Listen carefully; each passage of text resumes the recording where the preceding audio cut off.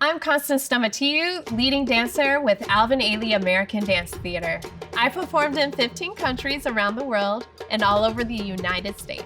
I'm going to tell you one thing that I loved, learned, and was terrified by in each place, and the location that made me feel like I was dancing for the gods.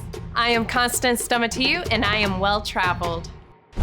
Beijing. The leading lady is vomiting in the wings. In Beijing, I am playing a supportive role in Wade in the Water, the girl who brings out the couple about to get baptized. While I am out leading them in, I hear a voice behind me say, "Constance, you gotta do Wade Girl." Wade Girl is the leading lady. I look behind me, Wade Girl is not there. And so I just look back and I nod yes, backing up into her place, and then started doing the Wade lady's role. I felt awful she was sick, but I was just so blessed that I got to do a lead role.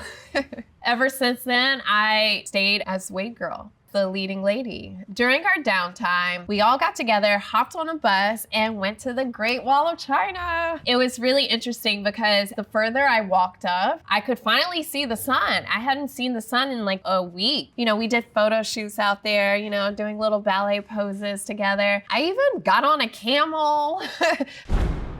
Paris, the most aggressive audience ever.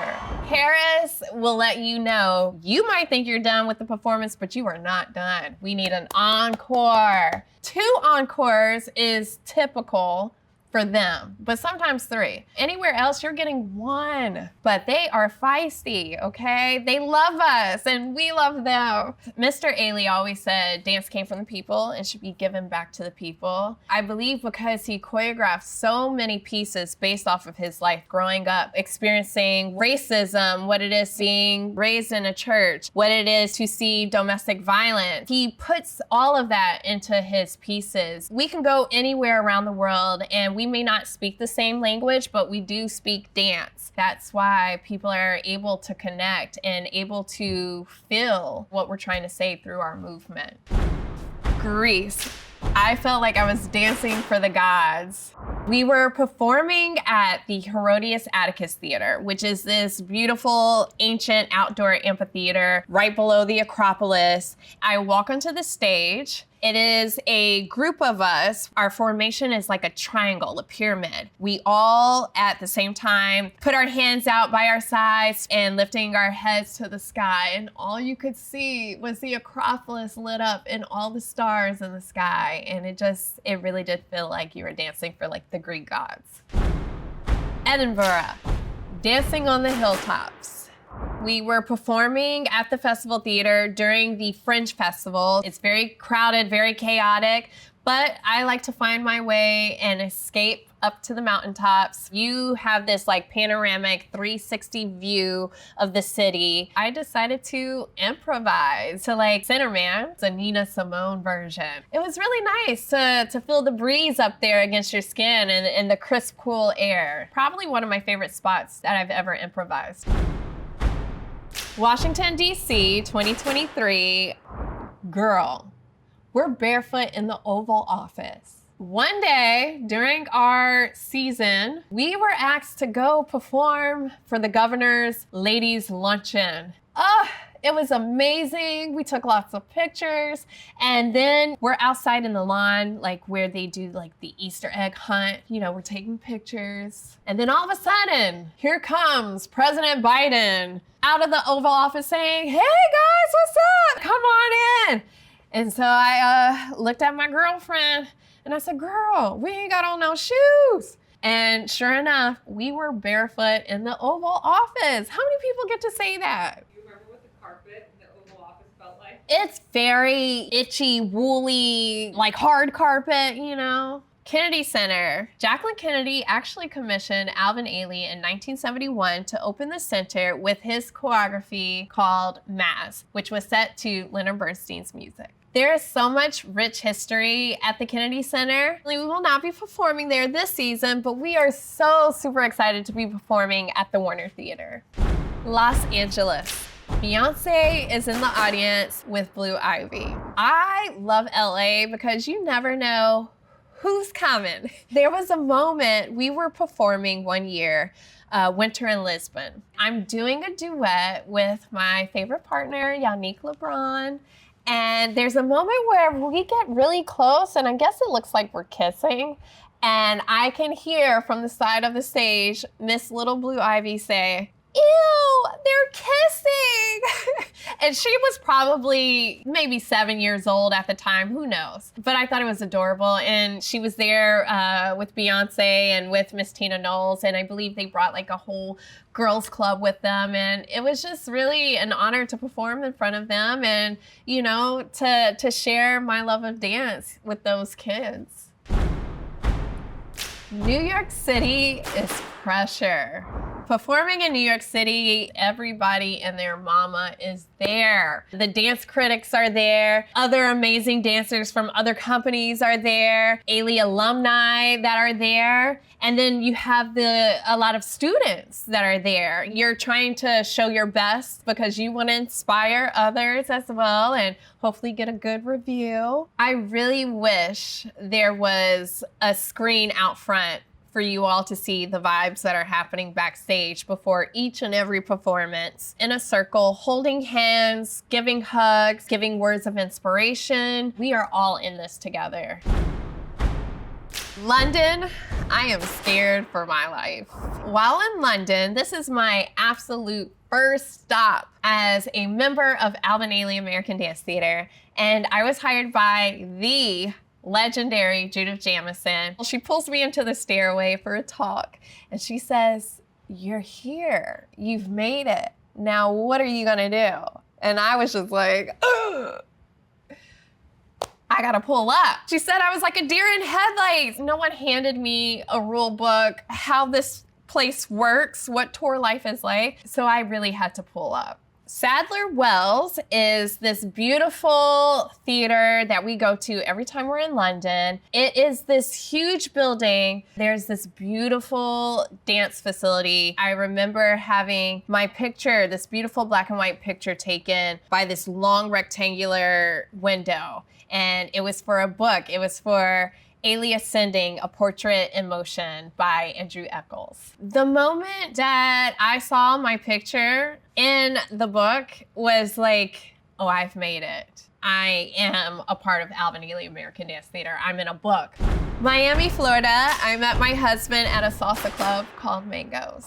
When we are on tour in Miami, we go to Mangoes. It's entertaining. You're seeing dancers on the tables. There's a DJ. The music is live. Really great nachos. This time, I was with my colleague. We just got back from Paris. It was our last night. We see this really tall, handsome man standing downstairs. We just started talking and the lights go on. It's time to go home. We exchanged numbers, and literally I got off the plane the next morning and had a voice message from him, and we kept in touch ever since, and then got married and have 2 kids. Look at us, 15 years.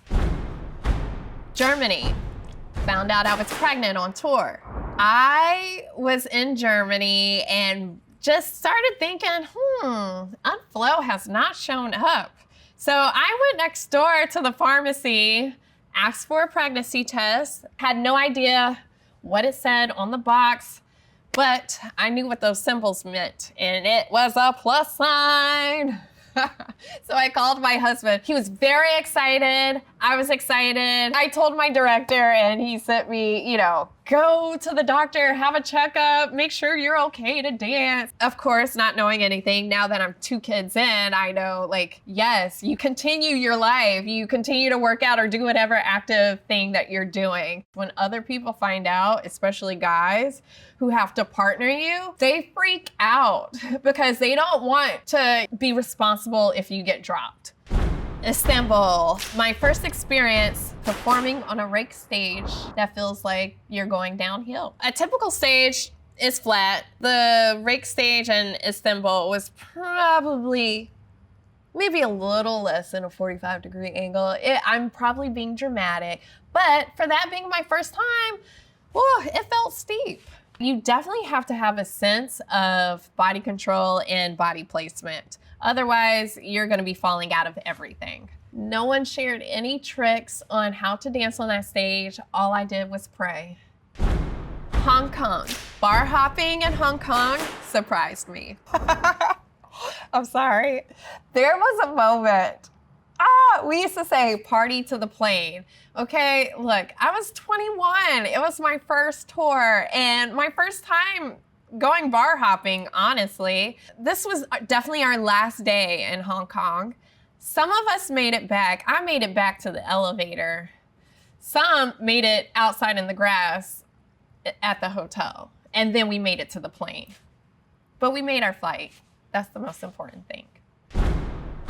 Copenhagen, performing in an amusement park. We're performing in a place called Tivoli Gardens. It is straight up an amusement park. They give us tickets too. You're on these roller coasters. There's one called the Dragon, which has like all the loops. We're going on the swings and like the death drop, you know, that pulls you all the way up. You could see like over the tallest like building in Copenhagen, and then it just drops you and your heart sinks. You don't know why you go on there, but you do. And then you try to go to rehearsal, you know, with a little neck pain, but that's okay because it was worth it. It's just always such a fun time to be in Tivoli performing because you get to be a kid again. Italy, the most catcalls I've ever gotten in my life. We toured Piacenza, Bolzano, and Trieste. It was beautiful. There were just so many men that would be on the street eyeing you and just like whistling at you, you know, trying to get your attention, and they're smiling and, you know, saying, Bella. And the catcalls aren't coming from just the young men, mostly the older men. Atlanta, it is a party.